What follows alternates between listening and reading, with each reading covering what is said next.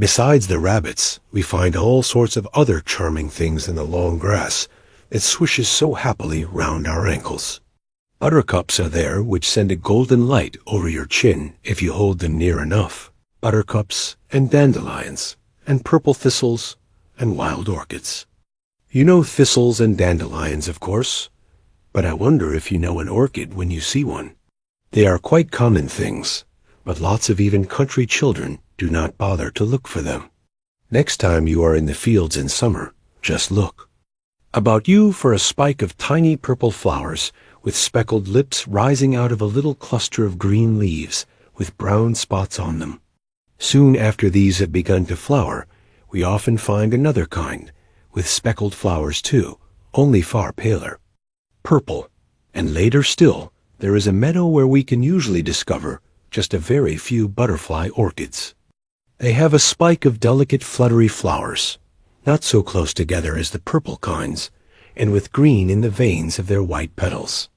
They are a great prize, and the elf always picks one, leaving the rest, and brings it very carefully home and keeps it in water for as long as she can, for it is a treasure indeed, dot in another bank, not so very far from the home of the rabbits. Another little furry creature lives, a pretty little brown-coated, long-tailed person, a great hunter, and much feared by the rabbits. He has a long, thin body, and a sharp little head, and a wavy tail. He is a weasel.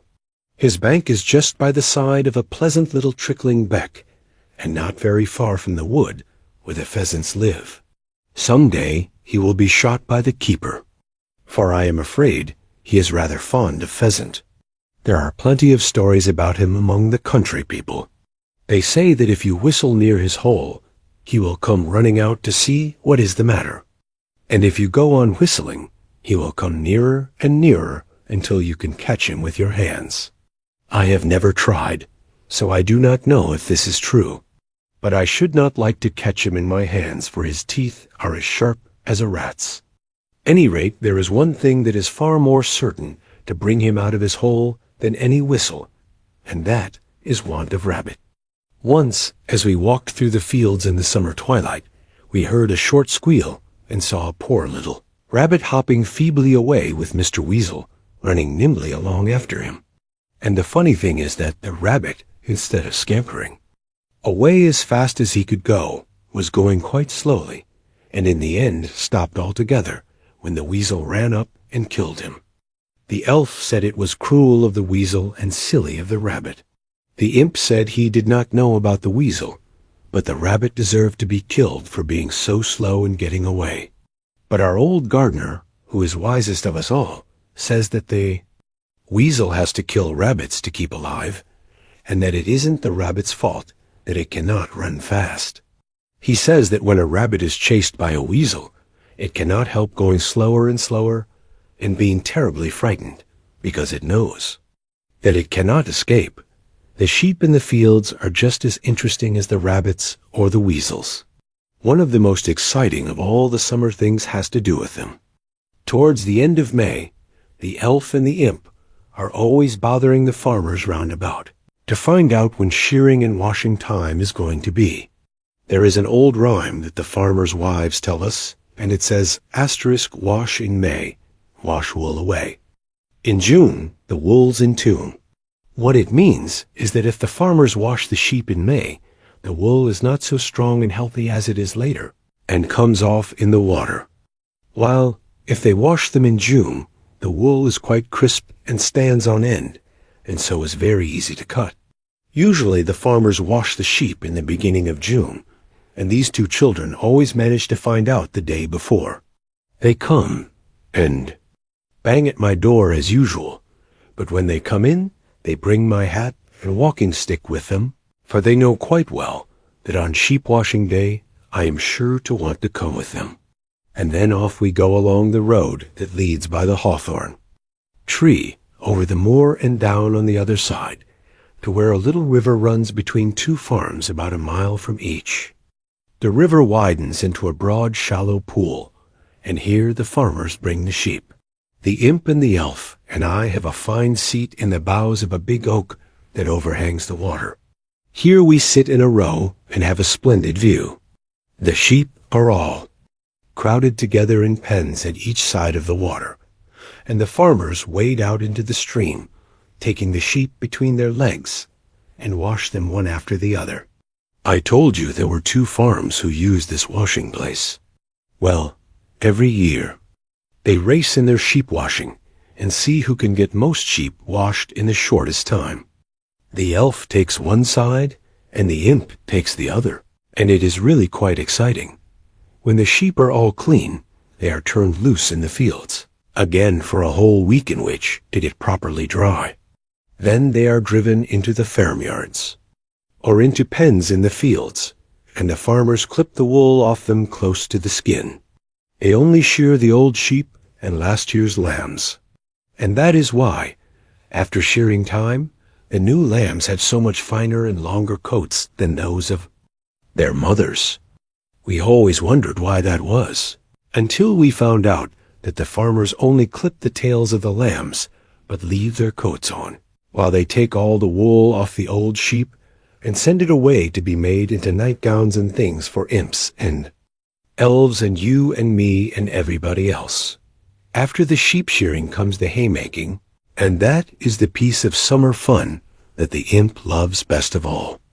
We watch the grass growing taller and taller, till the buttercups no longer tower above it, and the orchids die away.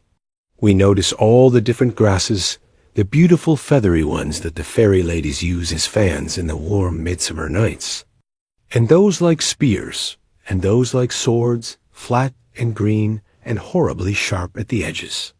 We see them all grow up and change their color under the summer sun. And then at last comes the day when the farmers of the farm across the meadow harness old Susan, the big brown horse, to a scarlet clattering rattling mowing machine that glitters in the sunlight. And then we hear it singing down the field, making a noise like somebody beating 2 sticks together, very fast indeed. As soon as we hear that, we climb through the hedge at the bottom of the garden, or over it, and run round the field, because if we came straight across it, we should trample the grass, and then the farmer would not smile at us so pleasantly. And we shout for Dick the laborer, who sometimes lets the imp or the elf ride Susan home from the fields. We find him sitting on the little round seat at the back of the mowing machine, holding the long ropes which do instead of reins. And Susan is tramping solidly ahead, and the machine drags after her, and the hay falls behind flat on the ground in great wisps. And the imp runs along by the side of the machine, and tells Dick that he is going to be a farmer, too, when he is big enough. Do you know I never met a little boy yet who did not want to be a farmer when the hay is being cut? I was quite certain that I was going to be a farmer myself, long ago when I was a little boy, and not an ogre at all, Dot. And then, when the hay is cut, we toss it and dry it, and that is even jollier than the cutting. The farmer's daughters and Dick's wife come into the field and join in tossing the grass and turning it over with long wooden hay rakes until it is quite dry. And they laugh at the elf and the imp and throw great bundles of hay over the top of them. And the imp and the elf throw the hay back at them and tease them until they are allowed to do a little raking and tossing for themselves. But they soon tire of that. Presently, the imp throws a wisp of hay over the elf, and the elf throws hay over the imp, and then they throw hay over each other, as much and as fast as they can. And then they creep up to me, where I am sitting as a quiet, comfortable ogre should, smoking or reading. And suddenly, it seems as if all the hay in all the world were being tumbled over my head and shoulders. The imp and the elf cover me all over with hay, and then sit on top of me, and pretend that I am a live mountain out of a fairy tale, and that they are giants, a giant and a giantess taking a rest. And suddenly, the live mountain heaves itself up in the middle, and upsets the giant and the giantess one on each side. And then we all get up covered with hay and very warm, and laugh until we are too hot to laugh any longer. Asterisk, when the sun falls lower in the sky, and the hedge throws a broad, cool shadow over the clipped grass. We all sit under it out. Of the sunlight, the farmer's daughters in their bright pink blouses and blue skirts, the farmer and Dick and I smoking our pipes together, and the elf and the imp in their smocks. We all meet under the shadow of the hedge as soon as we see two figures leave the farmyard and come towards us over the fields. One of them is the maid who helps in the farm, and the other is the farmer's wife. Each of them carries a big round basket. They come up to us blinking their eyes against the sun, red in the face and smiling and jolly. And we help them to unload the baskets, which are full of food and drink. Great big slices of bun loaf, dark and full of soft, juicy raisins and tea. The best tea you ever tasted, for tea never tastes so nice as when you drink it under a hedge and out of a ginger beer bottle. Haymaking is better fun than sheep washing, and lasts longer. It is not all over in a day. There are such a lot of things to do. The hay has to be cut and tossed and dried and piled into haycocks before it is ready to be heaved high on pitchforks on the top of a wagon that is to carry it away to the farm. And after all, when you have made hay in one field, you can go make it another. And there are such a lot of fields about here. But when the hay is dry and ready and big, lumpy haycocks, the imp and the elf shout for joy to see old Susan harnessed to the big wagon come lumbering into the field, and to see the men throw the huge bundles of hay into the cart. One man stands amid the hay in the wagon and takes each new bundle as soon as it is pitchforked up, and packs it neatly with the hay already there. The hay rises higher and higher in the wagon, and the imp loves to be in the wagon with thee, man, and to climb higher with the hay until at last he is high above the hedges. For by the time the cart is fully loaded, you would think it was a great house of hay, ready to topple over the next minute. But the men do not seem to be afraid of that. They just fling a rope across the top and fasten it to keep all safe. And the imp lies flat on his stomach on the very top of everything, and hears the farmer below him sing out, "Gee-ho, Susan." And Susan swings herself forward, and with one great jerk starts the wagon, and the elf waves her pocket handkerchief as they go rumbling away across the rough field and out on the lane to the farm, taking the hay that is to keep the cows fat and healthy through the winter.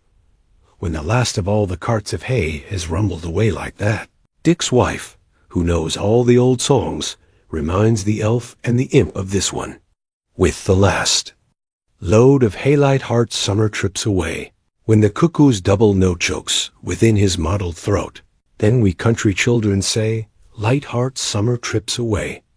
Though summer does not go quite yet, there is a sad sound already in the woods, for the cuckoo who told us that summer was coming sings cuckoo no longer, but only a melancholy cuck, as if he were too hot and tired to finish his song.